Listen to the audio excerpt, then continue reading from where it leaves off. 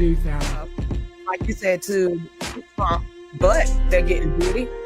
He said, go out there and rob these houses and bring back the bounty, and then that'll pay your way.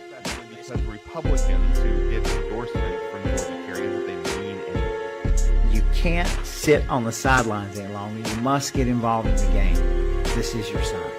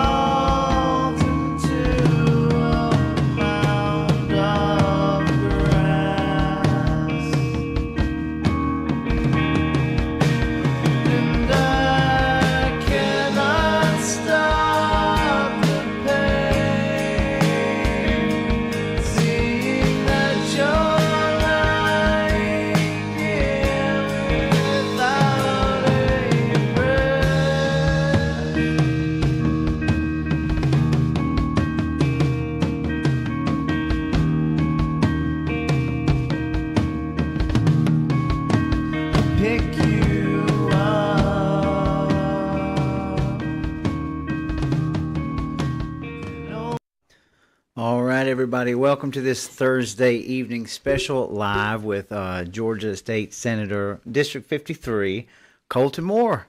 How you doing, man? Doing well. How are you doing? I'm doing great. It's wonderful to have you in the studio. Let me turn this mic. We just turn it around because this is you're good. You're good. It's got a weird direction to it. I got to fix. Good evening, everybody. I think everything's good. All of our metrics are good. Appreciate it. We're here tonight with our senator. I figured this is one of the last times that we could get him in live, especially before we have the election and Christmas and things kind of start off in January. So we really appreciate you coming out here and being with us tonight, man. A lot of folks are excited about it. So hope to have some good comments coming up. So how the heck are you? I'm doing like most folks in politics, pretty worn out with the election. I mean, I think everybody on our team's giving it all, and it's a little bit tiresome, but I think Trump keeps popping up in the polls. I think we're on the right track.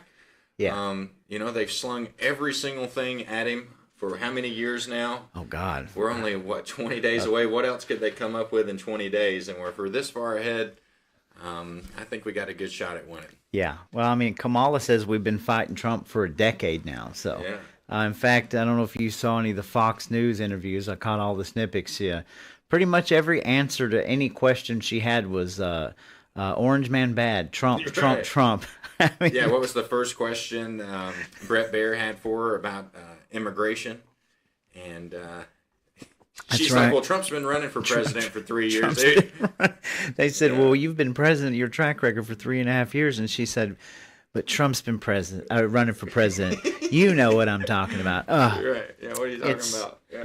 It's insane to me that, like, normal people, rational, common sense thinking people have to put up with this stupidity. I mean, really it is. I find it I mean, I just find it crazy. It's like offensive that the media, the Mockingbird media, continues this charade of trying to sell us Kamala Harris. It's ridiculous. I mean, but they sold us Joe Biden for all these years. Yeah, I went down to Rome today, and my word, I never expected to see so many Kamala Harris signs between Dade County and Floyd County. That's what I'm hearing. And I mean, I just wanted to pull in some of these people's driveway and just I know. have a conversation with them. It's wild. And, Where in the world are you coming from? And like Marjorie Greene running, and the Sean Harris, the Democrat that's running. Have you seen these signs out that say Republicans for Sean Harris? Yeah. I mean, what a time to be alive. How weird is this? Like, we're in a different dimension right now. Yeah, rhinos.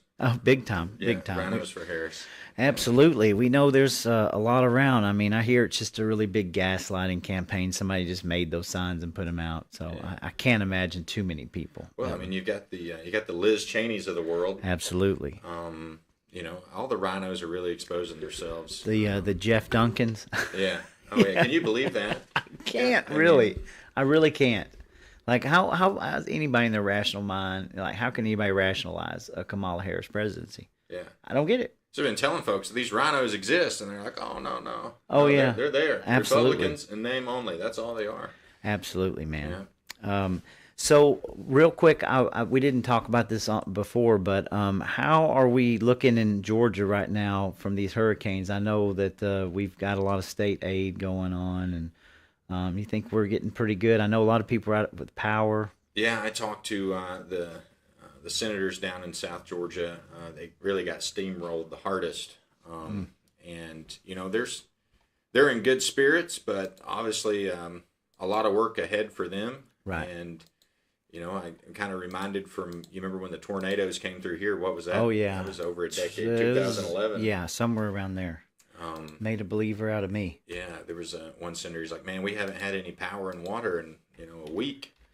And I said, "Well, we've been there before. That stinks. It's terrible." I think I was watching Candace Taylor. They were out of power for like 8 days, and several people. I interviewed a friend of mine that went through Hurricane Milton last week, and they were their power was just out and in, and of course, North Carolina. That's a whole story in and of itself. Oh, it's crazy. It's biblical.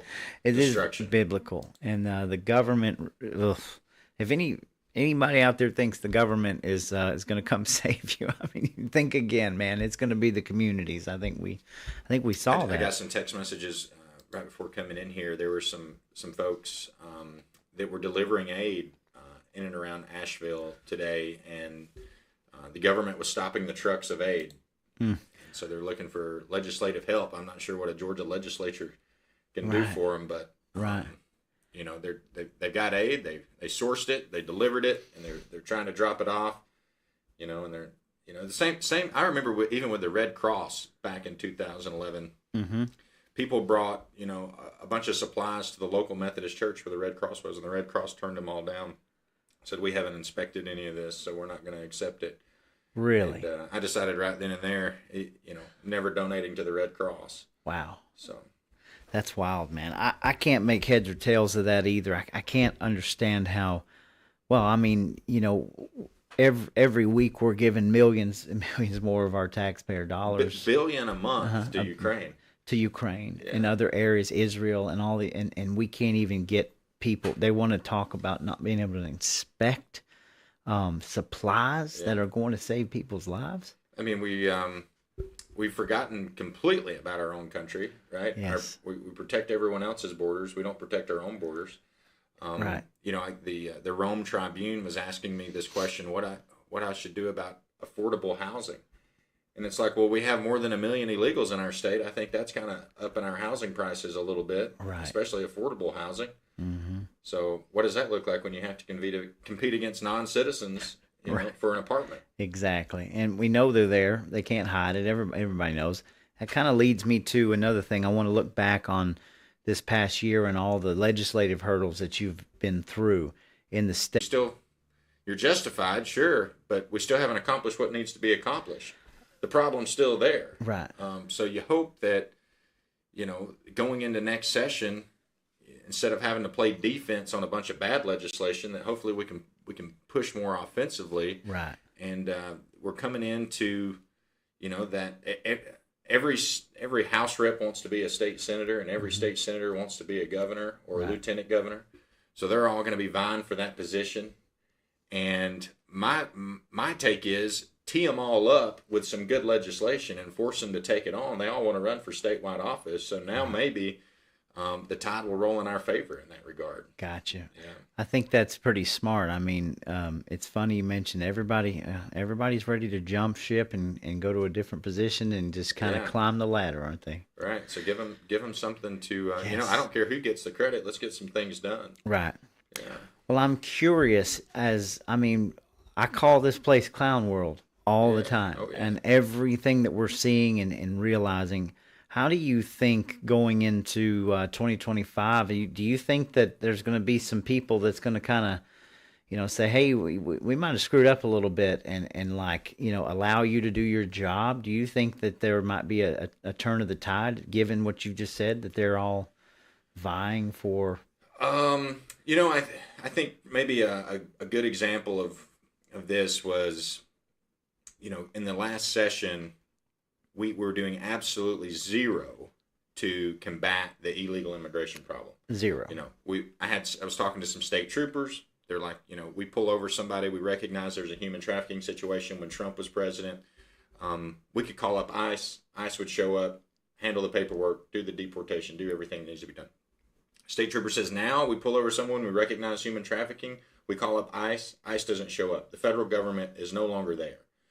Right. So what I think a lot of these legislators, especially the ones that have been down there for a long time, they live with this mindset of their responsibility isn't that much because the federal government's always taking care of the basic functions of government. Right. But if the federal government is no longer enforcing the law, then what good is their law? Right. Agreed. What good is the government if the government's no longer providing the service of even protection, right? Or of infrastructure or any of the proper roles of government. So as a state sovereignty, we've got to step it up and cover what they're not covering. Right. And I think that was a kind of a shock. So, it took, unfortunately, Laken Riley's death. Yes. Okay. And then, well, we got to do something. We got to respond somehow. And then when I went down to the airport and busted up where they had that room of illegals that the nonprofits were buying tickets for all across the country, that's when, we've got to do something. Well, what did they get done? Well, not much. The governor gets up, he gives a press conference of like 45 minutes. He's got all these legislators standing behind him. And when you get to the end of his speech, you finally realize he's only sending 20 National Guard troops to the border. That's it. I have a picture in my office that was given to me by Carden, Major General Carden of the Georgia National Guard, where it shows the Georgia National Guard in the early 1900s with like 100 men on horseback going down to the border. Oh, yeah. There was 100 men then in the early 1900s, and we're going to send 20 right. Today. If you look at the Tennessee National Guard, for example, I'm not trying to pick on Tennessee, but right a day before the hurricane Helene came up through there, they sent 750 troops to Iraq or Kuwait, one of the two. Yeah. And they were talking about committing possibly 100 or so troops to North Carolina, 5, 6, 7 days after this horrible hurricane hit. But they were comparing the numbers to what you would send to Katrina was in the thousands, 20 years ago. So I have this piece of legislation. It's called Defend the Guard. Okay. And it's been, it's made it very far in different legislatures, West Virginia, Arizona.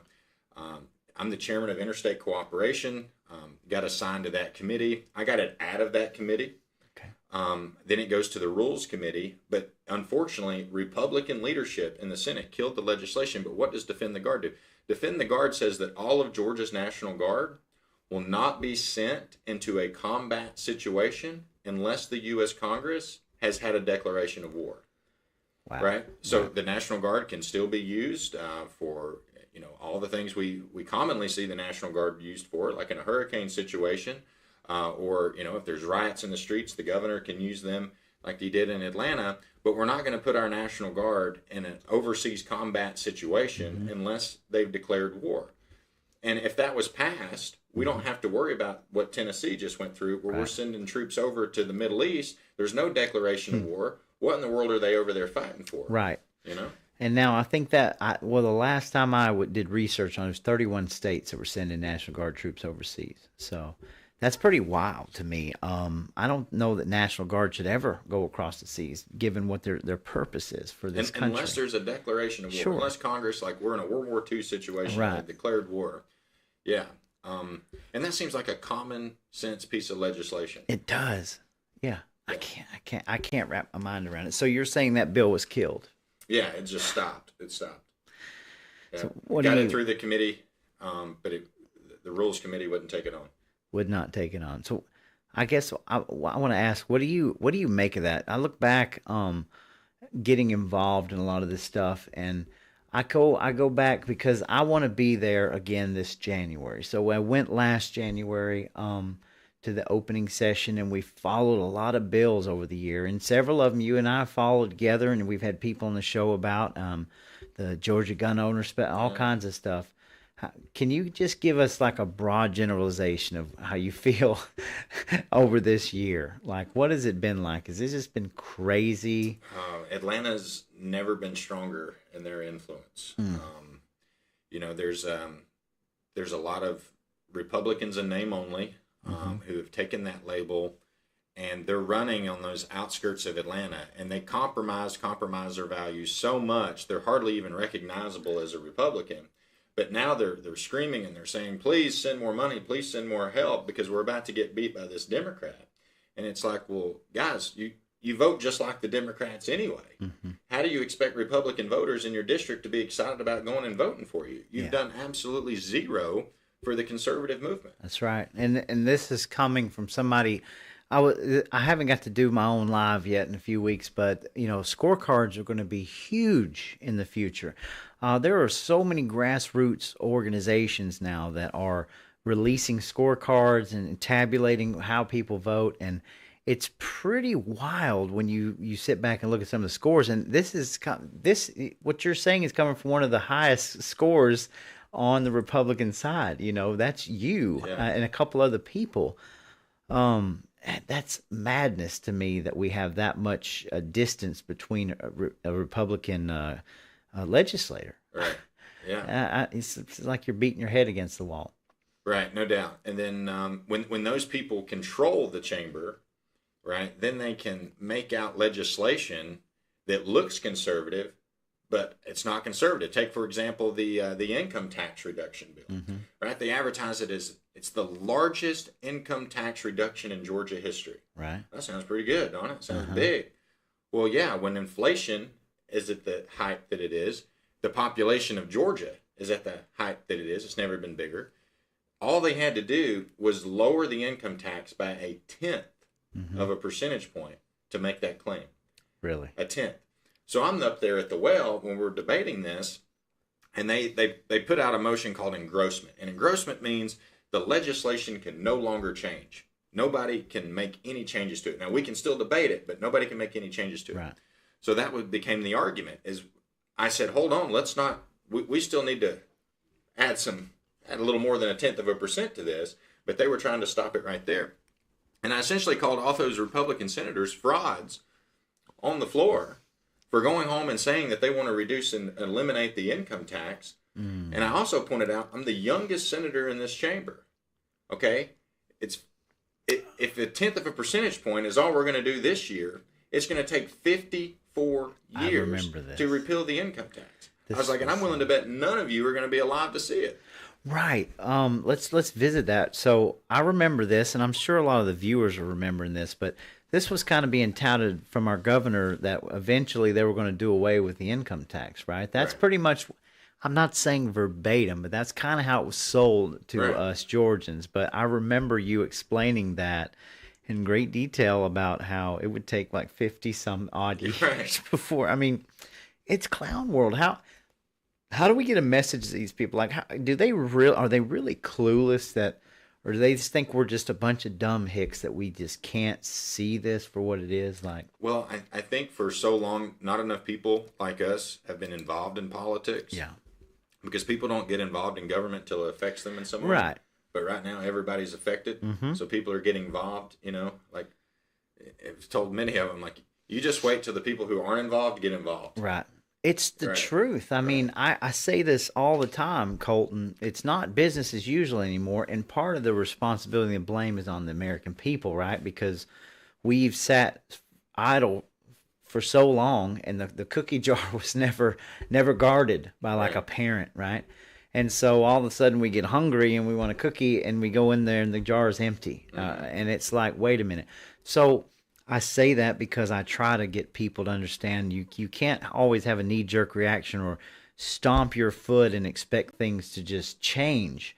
But, you've got to get involved and let these people know that, hey, from here on out, we're going to be accountable and transparent together. And I think that's when we talk about the rhinos, right? We have these establishment factions that they don't give a crap about the people, and they want that seat at the table, and they just don't care. That's the only sense I can make in my head for, like, how could you try to sell me an income tax deduction like this and expect me to believe it? Right. So, and I also want to say, Colton, and I want to make this very clear to people out there, and I know a lot of people feel the same way I do, but there's been all kinds of talk about Colton Moore, how he's ineffective, and because he came out bulling a China shop, and he got smacked by the Senate. I'm here to tell you right now. To me, none of this is about like a win-lose situation. To me, it's about standing up on the right side of things, never backing down. I mean, obviously, we'll get to that in a minute, but I want you to know that there's so many of us are very proud of what you have sacrificed for your position, by standing and not backing down, because you've got so many people that are trying to give me this ineffective BS, and I'm like, wait a minute. Look how effective he's been by standing there and holding his ground, because everything that you have stood for and got, like, whatever, the word punished or whatever, it's ended in your favor. Yeah.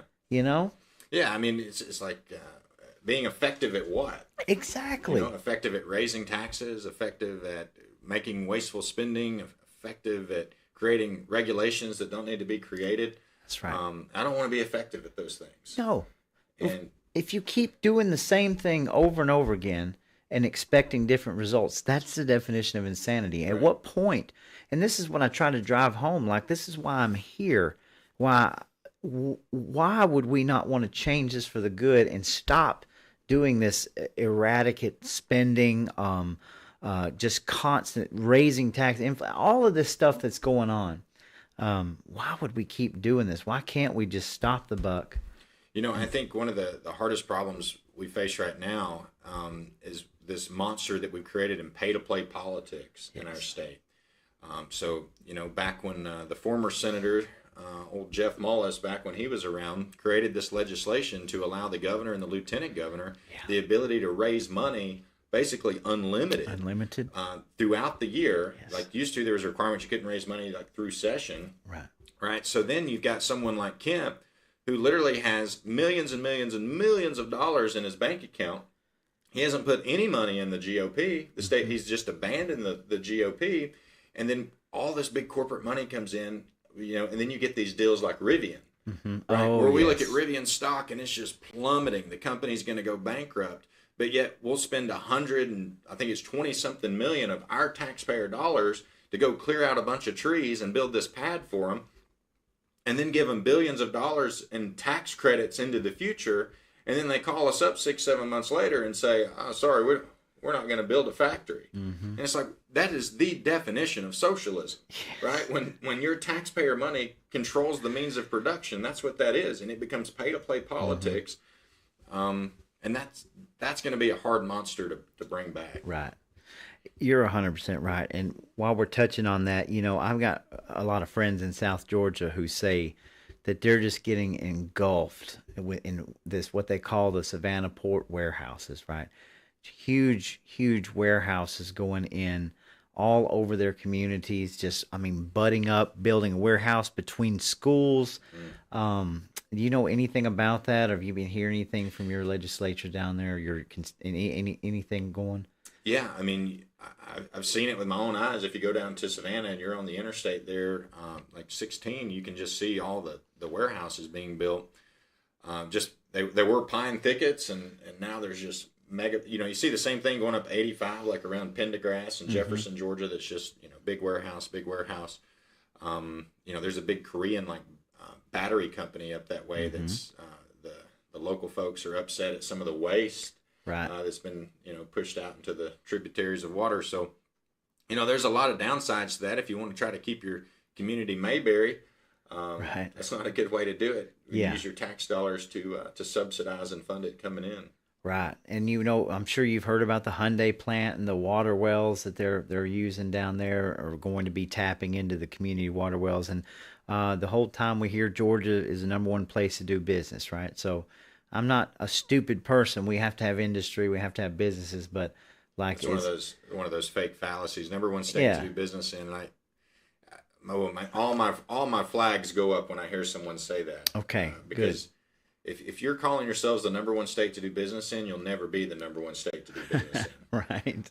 And it's just a magazine that's headquartered in Georgia that's calling Georgia the number one state to do business in. Right. And why is it the number one state? Why are they saying that? Because they have the best government incentives. We're the biggest socialist state, is what it should say. Exactly. You took it right out of my mouth. So doesn't that lead? I mean, every corporation, we do tax abatements. We give them all these incentives to come that are always on the backs of taxpayers to begin with. And it's kind of like you're bragging about that. It's like, I don't know if I buy this or not. But if we didn't have any regulation, we didn't have a lot of taxes, and it was organically created, then we were taking all of our money and investing it in infrastructure and better highway systems. Yes. That would be creating a real economy. But wait a minute. Wouldn't that be what you're talking about? Wouldn't that be more beneficial to the communities and the people? Yeah. Or more beneficial to the corporations? See, it's like a big corporatocracy that we're up against, and it's like our own Republicans are just buying into it, I can't make a lot of sense out of it. Yeah. So. Well, I don't think anyone else can either. I don't either. So I wanted to. We were just going to bring up the referendums real quick and. Okay. Cool. I know we were going to discuss these a little bit. I've gotten a lot of questions about that tax court. I was the only legislator to vote no on the creating the tax court. I can tell you right now, none of us want it. That's insane to me, and I don't even know why they would want that. That's ridiculous to me. But we'll kind of cover these real quick. I love it when people are like, "Why would you vote no on creating the tax court?" And it's like, "Well, can you tell me why you want the tax court?" Why would you want a tax court? All right, so here we go. I'm gonna pull these up real quick. So I'm pulling up the sample ballots, and we'll just look at them because a lot of talk going on, good, bad, ugly, and we're just doing this for informational purposes. So the number one, this is that House Resolution 1022. It provides for general law statewide homestead exemption that may differentiate among political subdivisions. So it gets real wordy, doesn't it? It gets real wordy. So this is a part, I believe, of HB 581 that was passed earlier this year by the House. And this is a resolution, and we'll just read it real quick. Shall the Constitution of Georgia be amended so as to authorize the General Assembly to provide, by general law for a statewide homestead exemption that serves to limit increases in the assessed value of homesteads, but which any country, consolidated government, municipality, or local school system may opt out of upon the completion of the procedures. So the way I understand this is that HB 581 is passed. This is a referendum on a resolution, and this must also pass. And if it doesn't pass, I guess the bill becomes null and void. Right. So all this really does is it was kind of a relief valve, if you will. All the pressure in the Capitol's building because everyone's assessed value goes to something crazy, right? Everyone's getting taxed out of their homes. And so this essentially says that appraised values can't be risen more than 3% into the future over a year. Right. Well, we just had them raised, 15%, 20%. Yes. In some instances. So, I wish this legislation was passed 2 years ago. Right. Before inflation went crazy. hopefully it prevents future crazy inflation. But I think if we get to another situation like we just went through, we're going to be in a greater depression than we've ever seen. So I do agree. I think it's kind of a feel good for a lot of politicians. They can go back home to their district and they can say, well, we're going to prevent the appraised value from raising more than 3% in a given year, which is good. But personally, I think our structure, and California is a communist place, but one of the good things that they've got is whatever you pay for your property, right, that's what you pay in taxes on that property from here on out. Right. So you never have to worry about somebody getting taxed out of their home. If you spend $50,000 on your home 50 years ago, you're still paying taxes on $50,000. Right. But if somebody buys it for $2 million, they're going to start paying taxes on $2 million, and they recognize that when they pay the price. I think we should structure our taxes that way. I tell you what, everyone I've talked to, including county commissioners, they agree with that too. Right. But I'm not sure what the chances of that getting passed are. And so this is, in my opinion, just a relief valve. I voted yes on it, but I wish it was so much stronger. Right. There's a lot of speculation that I'm not really prepared to go into tonight, but a lot of people are saying that this could be detrimental to landowners who own large areas of land, that they could it would make it a lot more incentive to split the land up and get bought out by corporations. That this could have detrimental effects years into the future because... Well, this only affects homesteads. Right. This is just about homesteads, right? So if you've got a large parcel of land, you're not associated with this anyway. Gotcha.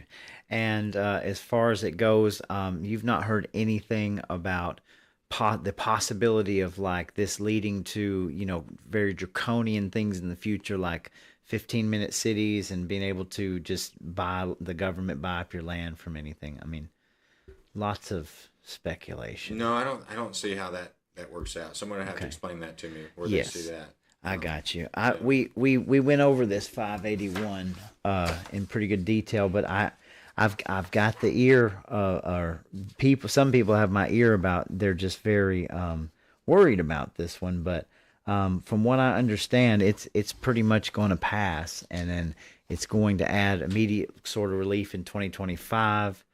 Well, it keeps the county commission from, not the county commission, it keeps the appraiser's office from going up more than 3%. Right, from 3%. And it also, on the other side of this, what I've been kind of told is that this puts more of the burden of these homestead taxes on the local governments, where it makes them more accountable, because they have to balance these things and they can't keep just pointing the finger at everybody else. Well, that's the other thing that I like about California's deal is you never have to worry about the blame game that we have in Georgia, where the county commission is always blaming the appraisers, and then the appraiser's office is always blaming the county commission. Yeah, like for a the tax big rate, carousel, right? Yeah, the buck gets passed back and forth. Right, and if you have any questions or concerns, man, we'll look at each one of them, because we're all trying to figure this stuff out, and I don't know how long. I know the sample ballot's been out a while, but this just recently kind of started up, and in the community here, it's been talked about a lot. So yeah, you're talking about the big land. So I'm just trying to think out loud right here. If you had, say, 100 acres, and the appraised value could go up more than 3%. Okay, so that's great for the government. The government's going to collect more tax money. But then if somebody divides that up, okay, and so now you got, say, 10 acres of 10 tracts of 10 acres, and then they fall into that homestead exemption, then that's going to prevent the government from raising as much money off of that property, because none of those are going to be able to go up more than 3%. Okay, I got you. So from a government's perspective, that could be a problem. I see. But from a citizen's perspective, that's a pretty good thing. Right. Yeah. Okay. All right. Let's see. Let's go on to the next one here. This one says, okay, this is the doozy right here. Yeah. Provides for a statewide Georgia tax court. Shall the Constitution of Georgia be amended so as to provide for the Georgia tax court to be invested with the judicial power of the state, and to have venue judges in jurisdiction concurrent with superior courts? Okay, first off, before I get your answer, like, nobody even trusts the judicial system anymore, let alone can't. I mean, we threw tea out of the harbor for a lot less than what we're dealing with right now. Where did that come from?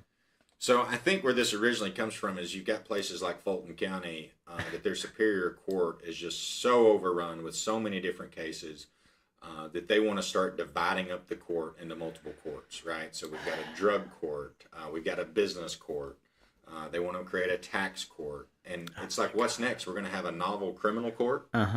Should we create a criminal court? It's like we've had a superior court for 100+ years, but now all of a sudden we've got to divide this thing up into a bunch of different courts, which I think presents a problem in the sense that now if you've got solely a tax court, then are you going to have to go hire an attorney that specializes in that tax court to get good representation? Exactly. Are we going to see malicious lawfare because the court specializes in one thing? Right. I would rather a court be faced with everything, right? Because then the court gets to separate out good and bad versus just taking on any whimsical case. I can't agree with you more on that. When I first read that, I was like, "You've got to be joking me! Like, who on earth would be buying this? A tax court? That's insane. I mean, that's the only legislator to vote no on it. You were the only legislator. The only one. Say that again. Was the only legislator to vote no on this referendum of the tax court. Like Republican, Democrat. Yeah, the only one. Oh my God. Yeah. I think each one of you out there in your districts should be emailing your representative and asking them why they think that a tax court would be a good idea, which that is the most vague statement to put on a referendum I've ever seen. Right. But this guy's the only guy to vote no in the entire state of Georgia. I mean, that spells trouble to me. That is wild. That make it make sense. Right. that's right. I did not know you were the only one to vote no on this. My God. Okay. And I think this is the last one. It says raises amount of tangible personal property tax exemption from $7,500 to $20,000. That's a good start. It is a good start. $200,000. There you go. Do you approve the act to increase the exemption property tax? Absolutely. Now, it says property tax for all tangible personal property. So, do you? Let's see. This is Act number 581. I mean, I think obviously it's great, but I'd like more information on that too. I'm going to have to look up that 808 to get more specifics, I guess. That would absolutely be a yes for me. So, that's a good start. I mean, let me pick your brain for a second. I didn't pull that up, by the way. Let me pull that up so everybody can see it on the sample ballot. So, I would say my personal opinion, absolutely yes to the property tax exemption. Absolutely no to tax courts, and the 1022 we'd look into further. I don't know. At this moment in time, I'm still researching it, but I've heard a lot of good stuff about it, a lot of bad. So that's just me. That's on me. But why does our tax system have to be so complicated? Why could not we go to a flat tax on everything? Just make it simple. Because there'd be mutiny if people realized how much they were paying in taxes. I think you're probably right about that. Right? You just had to write a check at the end of the year for all the sales taxes, all the property taxes, if you just had to write one check at the end of the year, people they wouldn't pay it. Right. Yeah. I'm telling you. And if you carve out, you make little certain carve outs for these corporations and that corporation. That's where you get into that corporatism. It's like if you and I own a big business and we don't want anybody to compete against us, well, let's go create a tax structure that forces out all the other competition. Right. Isn't that crazy? Right. I can tell you, we've been in business 24, going on 25 years. We paid our taxes in every year. It's insane. Yeah. Because I can tell you, being a small business, you don't get any tax breaks. You don't get it. I mean, you do everything you're supposed to do and do it right. Radical taxes in Georgia. We surely do. I had this guy call me up. I'm sitting there in the office one day, and I mean, he is just raging fire fury. And he says, I retired. I bought this camper. He goes, I take it on 2 trips a year. Brand new camper. He said, but I have to pay $450 a year in ad valorem taxes on this camper to keep a tag on it. He's like, and I only drive it down the road twice a year. Mm-hmm. And I said, well, I don't know why you have it registered in Georgia. Right. He said, well, I'm a Georgian. And I said, well, you could go to Montana and register it and get a Montana tag and after a few years, it becomes a permanent tag. And Yeah, you save all that money. I And agree. he pauses for a minute. And I said, I know it sounds like a state senator is advocating for tax evasion. Well, I mean, we had a lake place for a few years. We had everything registered in Alabama, and Alabama was so simple to go do everything. We just kept the registration there until, we eventually got rid of it. We were sitting Georgia's in a committee. crazy. It might have been natural resources. I'm not sure where exactly we were. And I tried to make it that so anytime a piece of legislation comes through a committee or on the floor, in the Senate, you can always amend or you can change things as long as it relates to that title section. And this title section came up, and it was talking about ad valorums. And anyway, the problem was mobile homes and camper trailers were defined as the same thing. And we had to be able to split that definition. And the majority leader, okay, he goes, I just don't know if we're going to be able to do this in this committee. Because if we make the change that you want to make, and I was just going to make it real simple, and just forget about ad valorem for mobile homes and for camper trailers. Instead of trying to split and make two definitions, if that's our problem, let's just do it for both. Let's just turn this whole thing around. And the majority leader goes, I just don't know if we can do that. And I said, well, the constituents in my district, I don't know about you, but folks that live in a trailer park would be very excited about not having to pay ad valorem tax. Right. I agree 100%. I couldn't get the votes in the committee. God have mercy, man. These all seems like so common sense, Right. to do this and to have that kind of pushback. We can give a 30% subsidy to the film industry, there you go. but we can't stop ad valorem tax on mobile home trailers. That's wild. I hope everybody's taking this in, man. This is insane, and And then we talk about affordable housing. Yeah, exactly. Right. This is wild, man. All right, let me check a couple things real quick because I'm sure we have some comments here. Oh yeah, we got some comments. So let's go ahead and move a little bit because I don't want to keep you too late tonight. We've got election coming up. What is it, like 18 days, something like less that? Less than 20, yeah. Yeah. So let's hear what Colton Moore thinks. I mean, where do you think we stand in this election? I'm taking a lot of my cues from my chief of staff at the Capitol, a fellow named Michael Gargiulo. Oh yeah, great guy. He's running for state senate down on the front lines down in Gwinnett County. That's right. A district that was held by a Republican senator, and then this lady named Nikki Merritt got elected by a few percentage points. This senator, Nikki Merritt, every day when we have our pledge and devotion, she doesn't stay for the Pledge of Allegiance, and she doesn't stay for the daily devotion. That's wild. It is wild. Okay, so Michael, we were sitting in the office one day and he goes, man, I just wish we were doing this or that, and I just wish this would. And I said, stop wishing. I said, why don't you just run for office? Right. Why don't you come down there on the floor with me and let's get this thing done? And to my surprise, he went down and he signed up and he's running. He's doing a great job. I talk to him on every other day or so and check in with him. But he's had some really cool stories. I mean, he went into this Haitian barbershop. Mm-hmm. Okay, here Michael is of Italian descent, and he's everybody else is Haitian in the barbershop. And he said everybody in there said they voted for Joe Biden, but the economy that they were experiencing, they were going to vote Republican. So they appreciated him stopping by, and they were going to vote for him too. Oh, that's great. So when you're on the front lines like that, and you have people who voted for Joe Biden, and they're suddenly realizing how bad the economy is, and they're going to start voting Republican, I think there might be a good chance that he can ride a wave. And if nothing else, when he's campaigning down there, he's bringing in a lot more votes for Donald Trump. That's right. And Michael Gargiulo, he was just on Gwinnett War Room with Antonio Jones, and we've had him. We released something, and might need to get him back before November, and maybe just do a big push in Gwinnett County.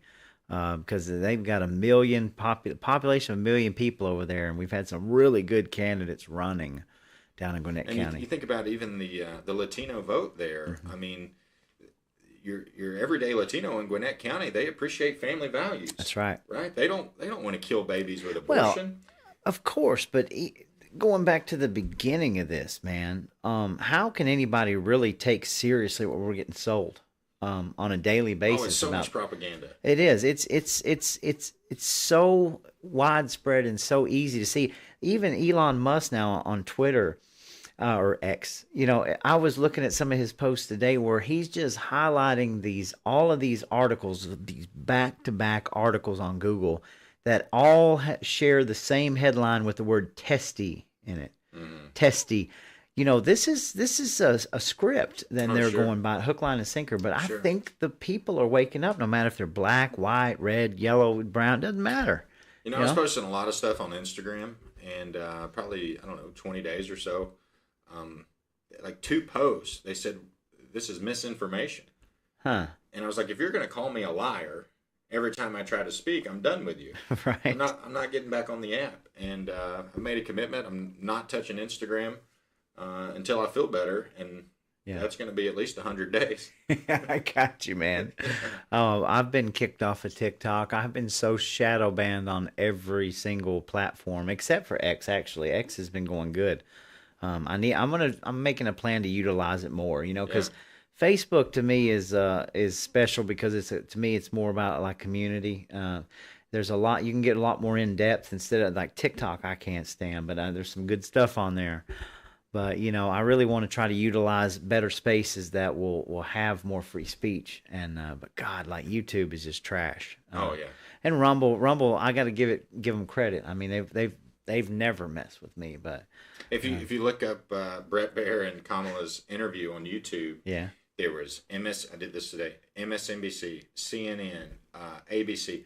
All of these different media takes of what the interview was without showing me the interview. Right. I just want to see the interview. You just wanted to see the interview. Fox News version of the interview. Yes. I don't need to see everybody else's response to it. Yeah, and people are really seeing this now. People that have never, I mean, like I say it from the get-go, you know, I beat myself up a lot in the head, like how can we be this stupid as a society? But it seems like it's divine intervention that, you know, if Trump would have won in 2020, I don't know that we would be sitting here talking right now. Like we're having to go through all of this to open people's eyes, to really let the light shine in on just how like corrupt everything is around us. I mean, it's Orwellian. We changed the definition to everything, right? Yes, and we're trying to erase history. We're trying to, even the online archive sites have been like hacked and down. Like they're trying to erase a lot of things and change so much. If you think about it, even like Joe Biden gets into office, we find ourselves in a recession. We'll just change the definition of a recession, and then we're no longer How many in a recession. times? Exactly. Or, you know, they love to say they're documented immigrants. Well, that makes me feel better. They're documented. Well, what kind of documentation do they have? Exactly. They have an arrest warrant to appear back in court, and that's what they're calling documentation. They've illegally entered, and they have an arrest warrant. But now they're documented. Speaking of that, I wanted to jump back real quick because I don't think I got to talk to you since the airport incident. Yeah. So, is there any follow-ups to that? They moved the room. They moved the room. Yeah. And then now they've got the hallway guarded. Well, it was funny where they had the room too. There was absolutely no cameras. All of the cameras that were like right before the room were all aimed in the other direction. So you couldn't see any of it. Right. So that kind of shows you it was premeditated. They thought about it. For sure. That was totally wild watching that video and exposing that. I mean, I think that was another real eye-opener in Georgia. But has there been any, I mean, like, did the governor respond to you on any of that? He didn't respond to me. He panicked. That's when he did that press conference for 45 minutes. Yeah. And by the time everybody falls asleep, that's when he announces that there's 20 National Guard troops going to the border. So that's pretty much the end of that. Move on to the next, nothing to see here. Folks. And here's the big problem we have. We've got Fort Stewart just south of the airport, and it holds maybe 1,500, 2,000 people. Well, all of those other ICE detention centers are slam full from Texas this way. So all of a sudden now this one's full. And as more come in, they just release them. They send them straight up to the Atlanta airport. And then you've got these NGOs, non-government organizations that the federal government gives money to. And then those organizations buy the tickets so they can fly out to whatever city they want to go to. And then if you as a citizen want to do a Freedom of Information Act, and when you want to figure out how they're spending this money, well, they're a nonprofit organization. You can't figure out how they're spending the money. Can't figure it out, huh? Can't get access. That's how they put the curtain down and take your taxpayer money. We really should be outraged about all this. I don't know what the answer is. The answer to me is get more Michaels and more Coltons in office, and really try to make a push to. And even at the local level, I mean, it's going to take local county commissioners pushing back against the state. At every level of government, you're going to have to see some pushback, or else the folks will just run over you. Mm-hmm.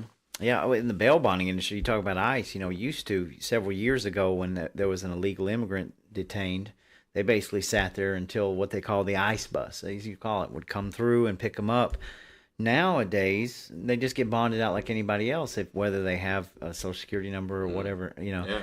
And per law in Georgia, basically, if they know that they're illegal, that it's just a bond that just is a bond. Like, I don't even think they can hold us liable for it. Can you? So one of that? the things we did get pushed. So sure, there were 20 National Guard troops, but another thing that we finally got moving was if you're acting as a sanctuary city, the state of Georgia is no longer going to send you a check.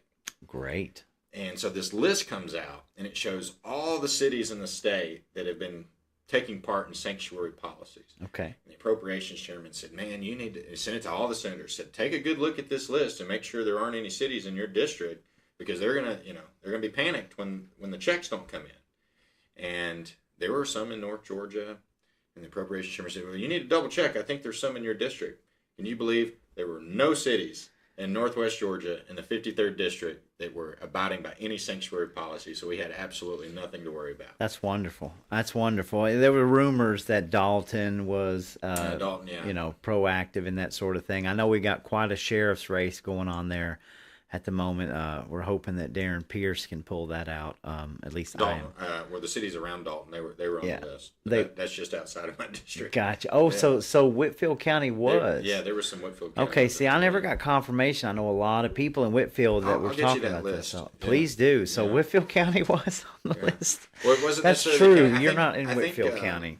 Yeah. I think even Talking Rock might have been on it. Wow. Okay. Yeah, that's. I mean, I'm not surprised at all, especially given this latest sheriff's debate that took place. But yeah, so you got sheriffs all across the state, Gwinnett County, and one of them where sheriffs weren't abiding by 287G, right? Which is the means of you got to notify the federal government that, hey, you've got an illegal here, and they weren't doing that. Now, we have sheriffs in Cobb County who's calling their deputies out to a Burger King because they screwed up their order. I don't know if you've seen that yet. What is it? Cavender for sheriff. The sheriff's order got messed up? Yeah, there was somebody will probably get me in the comments, but Cavender is the guy that's running on the Republican ticket. It's a Democrat sheriff, and there was this video that came out about a year and a half ago of he called his deputies. It shows them like speeding down the road, trying to get to the Burger King because he wanted them to go in and find out who owned the Burger King because they screwed his order up. They didn't cut his burger in half and add mayonnaise or leave it off. It's government service. Man. Oh my God! I mean, put the public at risk. And people are saying, "Oh, that's politicized." No, that's just plain stupid to me. Like I can't. That needs to be politicized. Yeah, we need to get rid of a sheriff like that. So. Yeah, no doubt. All right. So what do you think? You think Trump's going to pull this out? I think so. I think if it's a fair election, Trump does. I think there's no doubt in my mind if it's a fair election, Trump wins. Right. But you look at the shenanigans that they played last time, and don't think that they're not going to play shenanigans again. Sure. I was sitting on the Senate floor, and a senator comes in, and he's gotten word from Homeland Security, basically that they were seeing chatter online of Antifa talking about like the Republican precincts in and around Gwinnett County, that they were planning on doing bomb threats and things like that to those precincts on election day. They had already seen chatter online about it, and I mean, talk about voter interference. Right. Well, of course, we know they're not going to be able to pull off the same things that they did in 2020. We know. We have a huge grassroots in the state alone that's really trying to safeguard election integrity, and they're forward motionally putting things in place. Did you see though where the judge struck down with the elections board? Absolutely, I did. And that's such like she says. Well, that was against the law. No, the legislative intent to begin with was there would be 3 counts of that vote. Right? You press the machine 1 count, the piece of paper 2 count, the scanner the 3rd count. And you're going to like, what good is the piece of paper? Exactly. If you can't hand count it. Right. Well, and if this particular law suit that was Well, some people are celebrating, and I can't figure out is they're basically stating that no matter what your this newest lawsuit that just passed are saying that an election supervisor cannot claim fraud if they find it. They just have to certify it anyway. Have you seen? What good is a certification? I don't understand. I don't understand why some people are claiming this is a win. To me, like it's another one of those things. Make it make sense. I mean, Right. it seems like that every time we try to take 2 steps forward in Georgia, right, to fix things and make them more transparent, we get shoved 2 steps back. It's really wild to me. Yeah. But I don't think that whatever shenanigans they're going to try to pull, like you brought up the perfect scenario. So that's something you claim an Antifa is going to do bomb threats. That's something that's even outside of the scope of election or Dominion.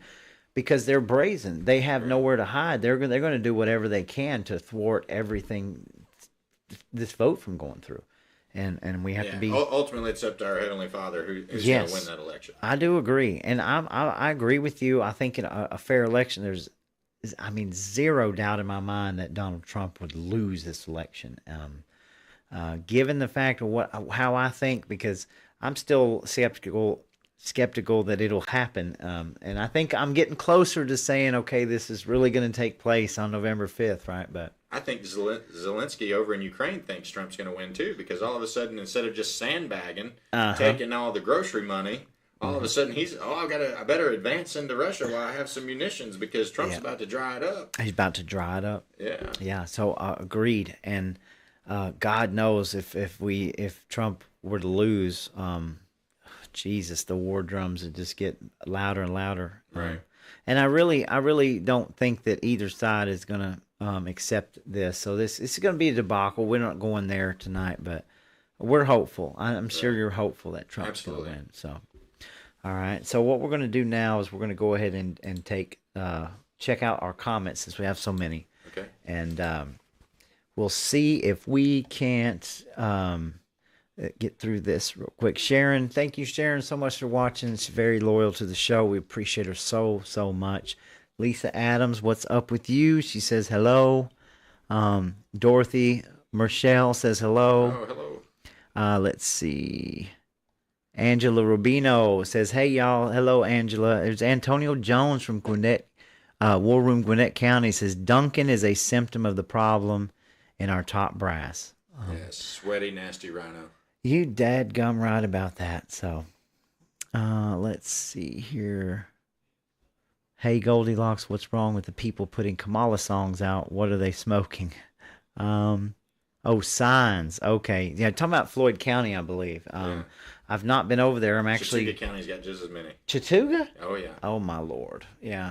I haven't been out lately, but I'm headed to Floyd County this weekend, and I've already been warned that they're everywhere. So your blood pressure is going to go up. I'm sure that it probably will. I think it's gaslighting. I think it's just 1 or 2 people putting up 50 signs, man, because there can't. We've got them. Have you been up 27 here? We've got Democrat billboards all up and down, 27. It's ridiculous, but let's see. Lisa Adams there. Rome, yep, okay. Antonio says jump ship and move up with the C average grades. I believe he's talking about when we were talking about the political scores, right? Oh yeah.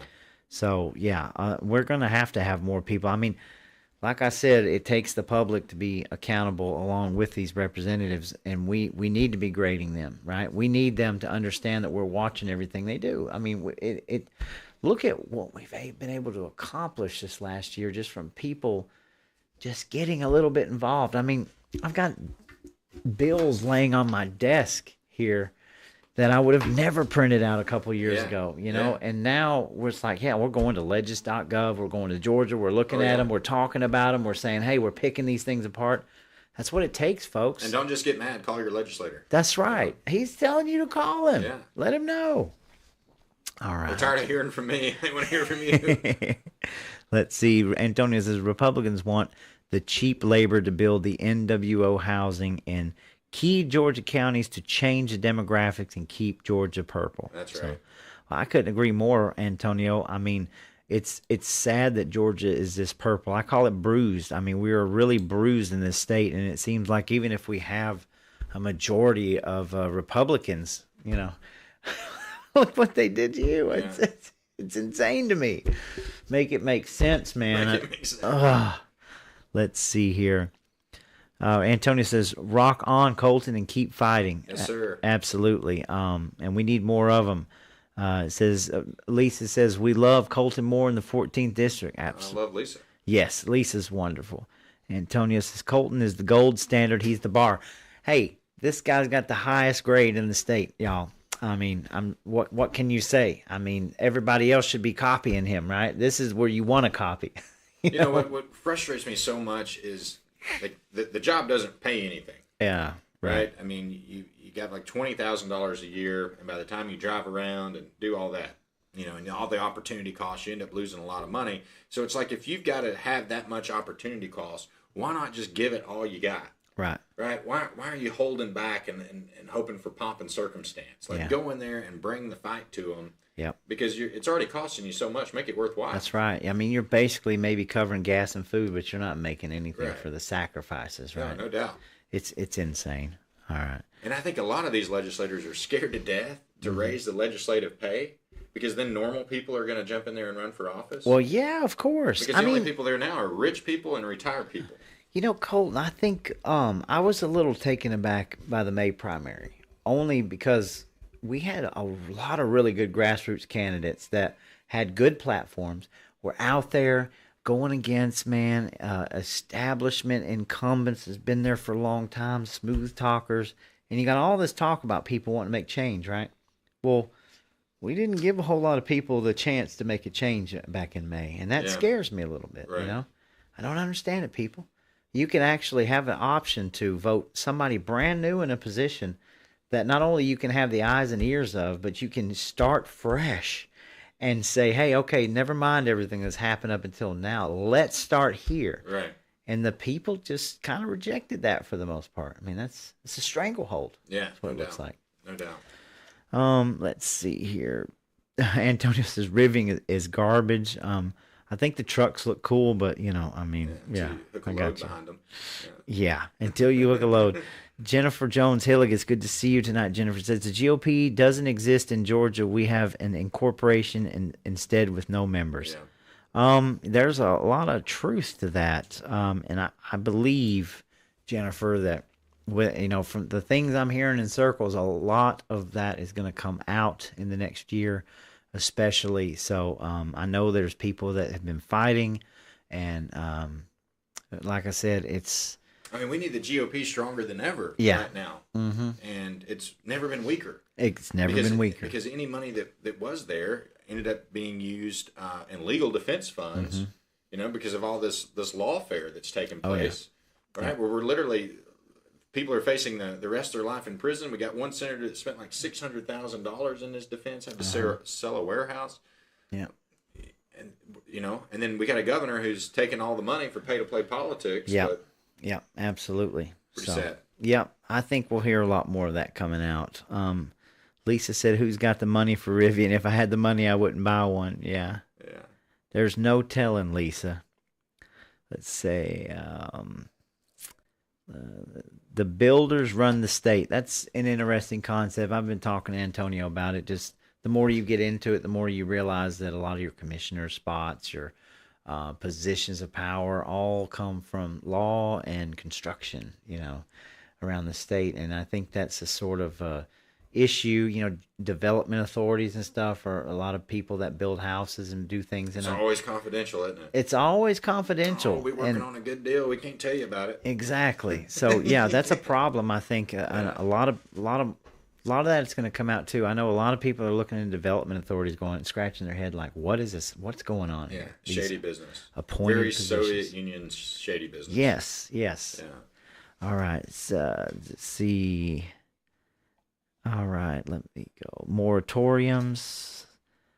Government is the problem. It always really is. We've got to rein it in. Jennifer says, "Make that phrase: if you can't beat them, join them. Have wings." Dorothy says, yep, they are going to get along, not following what constituents voted for. It certainly seems like it, right? Yeah. Oof. Let's see. There's a bunch of no's on that. Remove property tax. It's unconstitutional. I mean, I agree with that. Is there a pathway to removing property tax altogether? And people are talking about that. Yeah. I'm not saying do you have one, but, you know. I'm in favor of it. Sure. I think, look at our biggest spending problem. Okay. 60% of all of the taxes you pay in Georgia goes to education. 60% of your property taxes, 60% of your sales taxes, 60% of your income taxes, 60% of any corporate taxes you may pay, right? Because 60% of the budget is education. And then on your property tax side, that's all going to your local. And it's like, what are we getting out of that? Right. Because every business is complaining, we can't find any employees. They don't know basic soft skills, right? Well, we've never spent more money on education.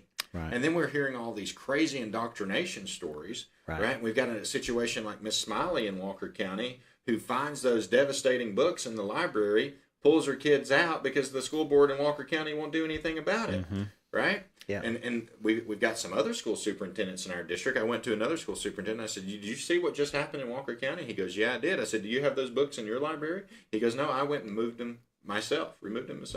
So you've got some superintendents that understand and are doing the right thing. But then you've got a government who's taking 60% of your taxes and has derogatory books in the library, indoctrination centers, and the kids don't know soft skills when they get out. Right. Well said. I mean, or we'll adjust the standards, right? To fit. So everybody graduates. Yeah. And then the school superintendent goes to the newspaper and says, oh, look, we've got the highest graduation rate ever. Well, what good is that diploma? Right. It's worthless. I agree. I do agree. So I'm telling you, we need to be looking at taxes hot and heavy. Call your representative. Tell them that's what you want. Lisa said they tried to do a 40% in Whitfield County. They did. Oh, we could go on about that for days, man. She said, Jennifer says, I have a friend that lives in Sonoma, and she said her taxes on her little 3-bedroom, 2-bath house, 1,500 square foot, to $15,000 in California. It keeps going up. And, yeah, that's what we're seeing. So, and we're... Yeah, well, you see... The thing about California, they sure do have the high taxes, but the structure of their taxes provides more accountability because you can go to the county commissioner and say, I don't want the taxes to be raised anymore. Right. Whereas in Georgia, they're like, hold on, it wasn't us. Yeah. Your appraisal value went up. We kept those tax rates the exact same, but we went over here in the side room and told the appraisers to jack up your appraisal value, and then... that Whitfield County, that was a big to-do over there with the... empty buildings and the tax commissioner. Yeah, that was huge. And let's see. Al Gonk says it's a win to all taxpayers and the elderly over 75. It will reduce their taxes. So, well, that's absolutely a win to me. Jennifer says the DA will manipulate the Board of Equalization to get the property values up to help bring in the tax revenues needed for the budget. Some of that's probably already going on, so I don't know. I would love for someone to point out a cut that any of our local governments have had since 2020. Right. Inflation went up. Your tax revenues went up.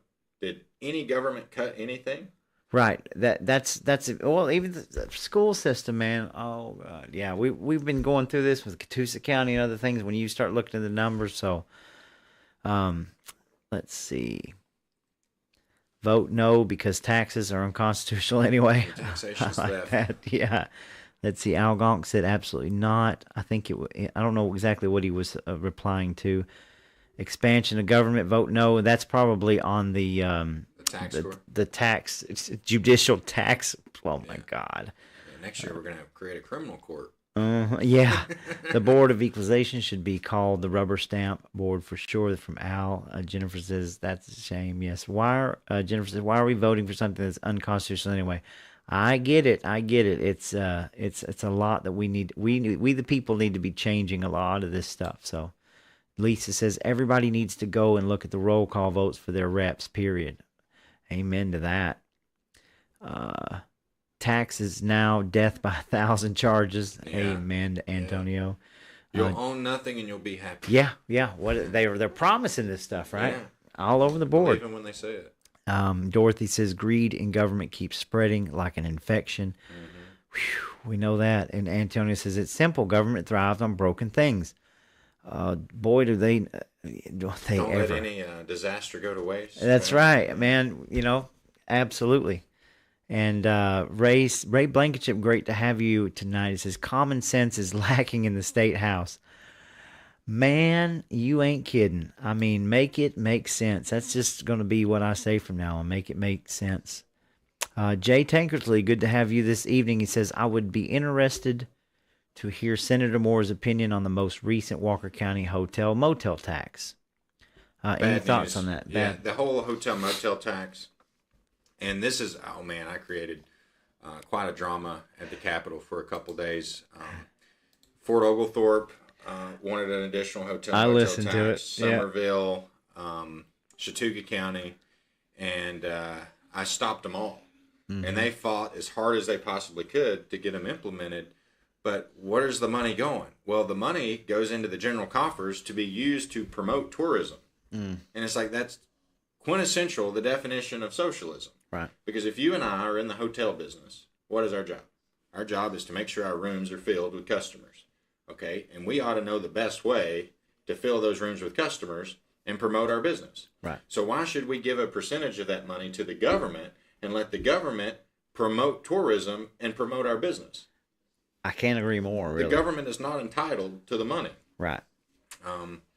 Yeah, that's pretty wild. If you're going to take that hotel motel tax and you're going to use it to reduce property taxes, hey, I'm all about that. Sure. Let's let other people come in and spend their money and reduce our property taxes. Sure. But if you're going to use that to go create your little slush fund over here, like in Dade County, I think it's $200 and something thousand a year is coming from short-term rental taxes. Right. And what do? Oh, well, we're going to hire this employee and that employee. We're going to give this employee $75,000 a year, and this one over here $40,000. And they're going to make tourism pamphlets that we're going to pass around to businesses.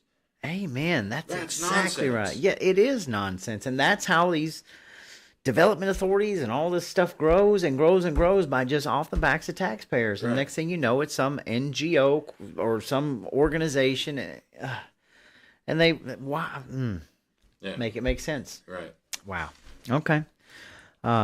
Lisa says, I met Colton's mom's best friend in Pigeon Forge last month. Oh, wow.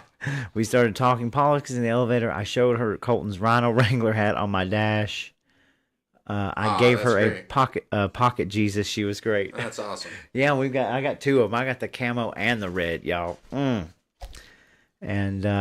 he says the agreement with Macklemore. Do you have any thoughts on the Macklemore? Do you know what's I don't know what that agreement exactly looks like, but okay, what does that look like? Well, it was kind of a sweetheart deal that was made back during BB High School when she was commissioner. The new commission took it on, and basically they honored a handshake deal through the developers and everything, where basically we pretty much aren't making anything off of it, and the money that they agreed that would go to the Walker Development Authority to the tune of like $27 million over 30 years that we would lose in revenue, and that the Development Authority would get to prop them up. So it's very sounds like a shady deal. I mean, of course. You know what else is shady and ridiculous? Like how much government money went to supplying water to Macklemore, and then up the street you literally have people who are still on well water because they don't have city water. Really? And it's like those people have been asking for water for years, and I mean, I had some people talk me out of it. You know, you get to the top of Lookout, and it's the Macklemore Resort Community Intersection. I see. And a lot of those neighbors up there were a little frustrated with that. And they said, why not just change it to the Wave at Ye Neighbor intersection? Because none of these people at Macklemore will wave at us when they drive by. That's wild. I mean, we were just there on Monday. If you'd have told me that I would have ever been pulling security for an event with Tucker Carlson at the Macklemore, I would have told you you're absolutely crazy. It is a beautiful place, but yeah, there's some issues there. It's a real big local issue in Walker County. They've already passed the deal. The new commissioner has made some statements on it. I don't think that any of this is going to change, but there's a lot of people that are really digging into this. But it was I think what the Macklemore was supposed to promise the county as far as revenue didn't quite add up, you know. Yeah. So I'll give you some. What was that? I did watch one presentation. I guess it was by Dwayne, the president of Scenic Land Company, where they were anticipating $900,000 a week once it's completed. And I just don't see how that's possible. I mean, there's some days up there. There's a reason why nobody moved into that area, and that's because some days the fog doesn't break until about 1 p.m. Oh, yeah. I'm not sure how you play golf when you can't see 25 feet in front of you for more than half the day. Yeah. I've drove that mountain a lot, and there's a lot of fog up there for sure. It's cloudland for a reason. That's very true. So Jay, I want to make sure and give him some more information on that. I know that you've been quite busy here lately. You probably hadn't seen it, but I will definitely get some information to you. But yeah, like I said, a lot of people aren't happy with it. If there's something in your community that you think I need to be aware of, sure, feel free to reach out to me. Always. Yeah. I mean, I wish I could know everything, but I don't know everything. Yeah, and Jay, feel free to reach out to him. I can help with that. To look into it, we've got a lot of really good people that are like really digging into that stuff right now, and there'll be more coming out. So, I'm all ears. This is good. Racist, congratulations, Colton Moore, on your engagement. So. Absolutely. I didn't know that you were engaged till the other day. So, met her. What happened just a couple days before I saw you at that event? No kidding. Yeah. That's wonderful, man. Yeah. She's a beautiful girl, and y'all look great together. So funny. There was a guy there at that event. He goes, typically when bachelor politicians get engaged, we're always concerned that the wife is going to push them further to the left, but we know her and. She may push you further to the right. Right. Hey, there you go. I hear you, man. Yeah. That's wonderful. Let's see. David Smith, good to have you. Says, hey, it's Floyd County's only state senator who is actually a consumer Republican, 24/7, 365. Everyone I tell knows little Chucky Huffstetler is a derp. I got you. All right. Let's see. He also says, hey, it's Floyd County. Okay. Yep, same thing again. Hey, we've got to work on getting more Colton Moores up there, y'all. I don't know what else to tell you. So Lisa says, I heard there was a bus load dropped off in Whitfield County. I didn't see it, but other people asked me take a video, please. If I knew anything about it. Please take videos of the stuff if you see this. Democrat and Republican Party. All right, I like that. David Smith says that's what a dip is. Or derp, excuse me. Derp. Yeah, we know there's a lot of them around, so they don't like being called out. So, Darren Pierce running in Whitfield County. That's my man. I'm hoping to pull that one out. Let's see, probably giving them voting cards. Let me make sure I don't miss any. 3 counts that all match the tabulation tape. Why is that an issue? Exactly. Yeah, of course. And they need to follow the law. Ignore the tyrants. Whole legislative intent. Exactly. Because when that Dominion deal was originally made, you had people who wanted paper ballots, people who were okay with the machine. So the great compromise was we're going to have both. And as long as all 3 of those counts match, then you don't even have to worry about someone interfering with the internet because there's a piece of paper. Yep. And here, Floyd County, Fulton County, they say, hold my beer. We're just not going to provide tabulator tapes. All that. What the crap is going on? Oh, okay. Al says laws only apply to law-abiding citizens. That's right. Dorothy says it's hard when you try to encourage people to vote when we cannot be assured publications or politicians with the voting rules don't assure most of us, I think is what she's saying. Well, I think we've lost so much confidence in our state, local, federal governments. I mean, is that my fault that I've lost faith in our state and local and I think if you got faith in it, you got a problem. Yeah, I do too. If you have faith in it, you're voting for Kamala. It's like they take the I call it the old Mullis approach. Mullis used to talk with people about voting and stuff, and then he would ask the question, well, did you vote for me? And then if you said no, then he would just turn around and say, I'm not speaking to you, and walk away. That kind of he had this list on his wall in his office, and if your name was on the list, you weren't welcome in the office. My God. And I was a state rep. Yeah. My name was on the list. We know how he feels about you trying to pay people to run against you. Look, that's the thing. People have lost faith in our government institutions, but then they want to turn around and blame us and call us crazy, like you're the one No. That's on you, man. Because like I haven't lost faith in you. I've not lost faith in Marjorie Green or Charlize Bird or Right. several people. You know, I this is your problem, people. When I'm talking to somebody who was the only person in the state legislature to vote no on a tax court, that's your problem. That is on you, and the people see it, man. It's ridiculous.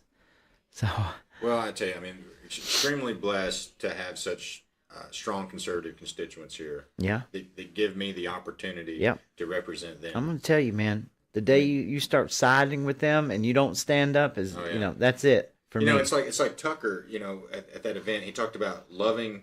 If your representative doesn't love your district, then are they truly representing you? Right. Like you have to love where you come from and who you're representing, or you're not going to represent them appropriately. That's right. And I think was probably one of the most grounding things I heard Tucker talk about. And I think it's a great litmus test for any of your viewers, you know, out there. Take a look at your representation and ask yourself, did these people love the district that they represent? Yeah. And that's pretty easy to see. That's right, man. I mean, because if they don't love you, they loathe you, right? And be careful about the people that represent you, because if they loathe you, they'll do everything for the self-serving and nothing for your community, right? Right. Race is lock and load. That, yeah, I mean, I'm that way all the time, but we'll save that for another day. Antonio says trans Republicans. And Annabella Bronco, it's good to see you this evening. Says thank you for what you both do. We appreciate that. Like I said, I'm just up here running my mouth, man. We're just trying hard. Thank you, Ray. What's that? Ray's comment. Oh, yes. Ray. Yes, it says in the 53rd district, we're very blessed to have Colton Moore represent us. Absolutely. Blake Ellsbury, it's good Hey, to see Blake. you. It says, hey, guys. Let's see. Let me go down. We're getting so many here. I'll have to, let's see. Al Gonk says, Whitfield County case was a joke. The Catoosa County attorney represented the tax assessors board against the tax man. Shameful. Yeah, I mean, you know, we could go on for days. And Antonio says, when it makes sense, it doesn't make money. Amen. That's really true.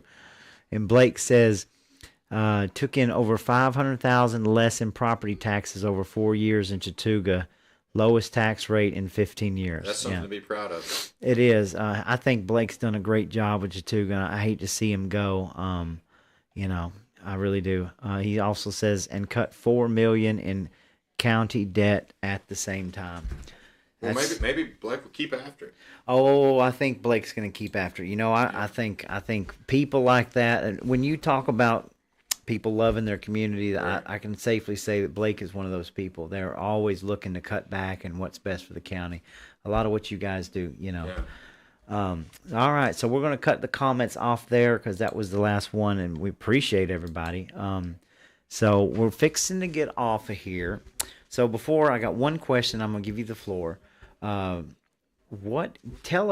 us a couple of notes, things that we need to look for in 2025, assuming we get everything rolling and we get through this clown show election and the session comes up, right? 2025. What do you want us to be paying attention to? I think that's an extremely difficult question considering we don't know what the next 20 days look like. I agree. And as soon as you spend a little time thinking about one scenario or the other, you think, well, my goodness, it'll just be so night and day different if it's not. Right.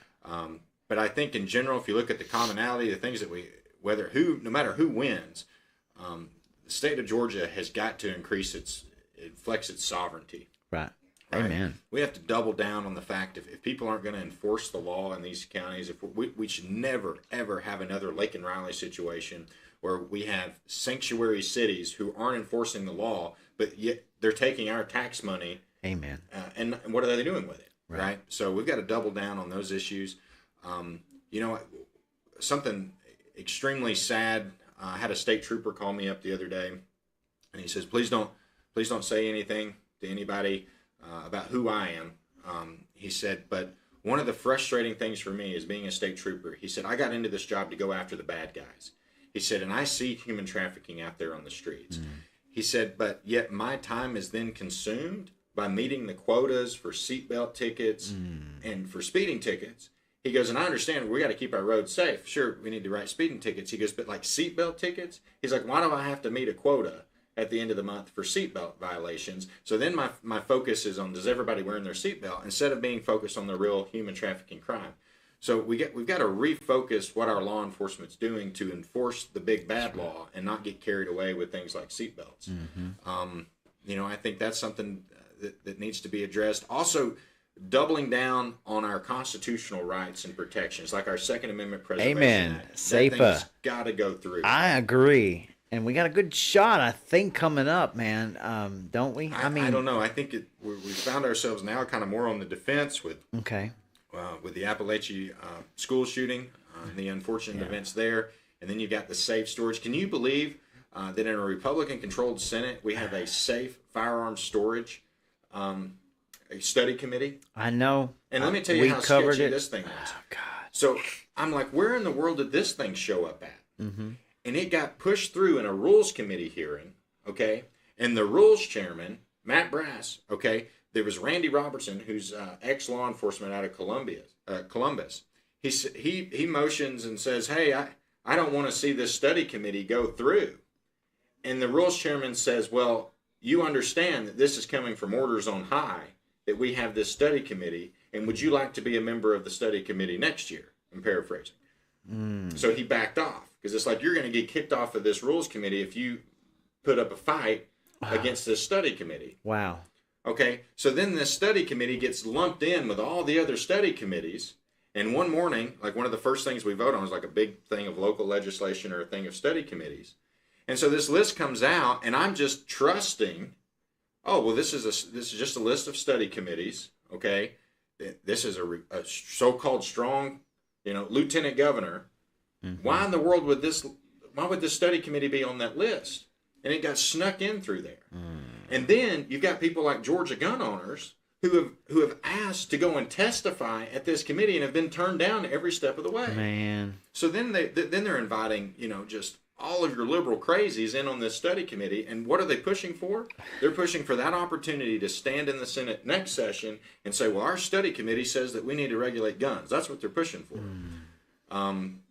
So, yeah, be on the lookout for that. Yeah. And this insanity is never going to end. Yeah. How long have we known each other? Like a good 6-7 years. Yeah, close to a decade. Yeah, close to it. And you've met me through the Second Amendment. Right. And what got us all activated was some crazy crap Democrat bill that was copied and pasted from, Oregon or, that like got me just activated and got so many of us activated. And that's been almost a decade ago, and we're still at this point where this is never going to stop, people. They're never going to stop. Freedom is only one generation away, right? In the state of Georgia, it's only one. And every time it's a ratcheting effect. Every time you lose a right, you can't get it back. You never get it back, man. Right. So a good deal. So I want to challenge you, as you know, we love to educate our voters and ourselves. Let me know. I know we've got a tumultuous thing ahead, but I'm planning on being down there in January and seeing everybody. Yeah. But I want to challenge you to put me on a list of when you've got legislation that the people need to know about. You help me get this out to people. Why don't we do the podcast in the Capitol? Oh, well, we could definitely do an interview if I'm down there for sure. That would be amazing. Yeah. But throughout the year, I think our grassroots and what we're using our shows for is I really, really, was it Mallory Staples that works with you? Mm-hmm. Mallory Staples, we just did like a impromptu. We found out about this bill. I called you last year. You said Mallory Staples. I called her. She responded. She said, sure. We did like a 15-minute, like quick emergency broadcast. I want to challenge you and others to get the information out to us on the ground so we can spread it. Let me tell you how effective Mallory is. We had a piece of legislation one day. It was essentially the Green New Deal. This piece of legislation said that you could retrofit your house for seismic activity and be subsidized by the government. Literally, that's what this bill did. Okay, this bill just pops up one day. It's going to the floor. And I text Mallory, and I'm like, we got a problem. This thing's going through. We got to notify the grassroots. Mm-hmm. Okay. All of a sudden, you start seeing senators sitting next to me, and their phones are just buzzing off. Yes. They're just buzzing off. Yes. They're looking at their phones. and all of a sudden the senator gets up beside me, walks over to the majority leader, and says, I cannot, in good faith, vote on this piece of legislation today. My phone is blowing up, and it killed the bill. That's what we need to do, folks. That's what we're going to make a concerted effort where podcasters are getting hooked up with this. No more business as usual. We're going to be hooked up with our reps, and we're going to be pushing this out so that we do not get any of this draconian crap passed on us, okay? All right, man. Roy, I really appreciate you having me on. Yeah, man. I'm going to give you the final word. You tell the people what you want them to know. Hey, November 9th, we're having the machine gun shoot. It's the third annual machine gun shoot. It's the biggest fundraiser for More for Georgia every year. This year we've got the one we've had in the past couple years, the Browning 1919 World War II machine gun. But we're also going to have a Thompson 45, with the big round barrel you hold off the side like the old Mafia grease gun. We're going to have one of those too. So I can tell you, it'll be a good time. It is going to be a blast. I have to work that day, but I'm telling you what, I'm going to do whatever I can to get that day off so I can go. But I went last year and had an absolute blast. And then the food, the Philly cheesesteak, man, those were good, son. Awesome. So go to coltonmoore.com/full auto and get registered. There you go. I'll be posting flyers for that as well. Also, if you Gwinnett County people, you need to be pushing Michael Cargiulio out. You need to be getting him across the finish line. We need more Colton Moores in there with us. Also, Sunday, going to be a special live in Rome, Georgia. I'm going to be interviewing Judge Joe Brown in person. And we're actually going to try to set it up as a live stream. So I'm very honored to be doing that in Floyd County with some of my peeps over there. Other than that, I know y'all are probably tired of seeing me this week. We've done a lot of shows here, but we're getting down to the push. And one more thing, I'm not going to say this 100%, but I think we're going to do an election night live. All right. There's some people coming up that want to come from out of town and do a big room. And so I'm starting to get a little excited about that. I think we're going to have an awesome 5 or 6 people in here as we watch the election live. So a lot of cool things coming up. Anyway. You guys have a great evening. Once again, thank you. And when we thank you so much for everything you're doing. Appreciate you. All right. We'll see you guys later.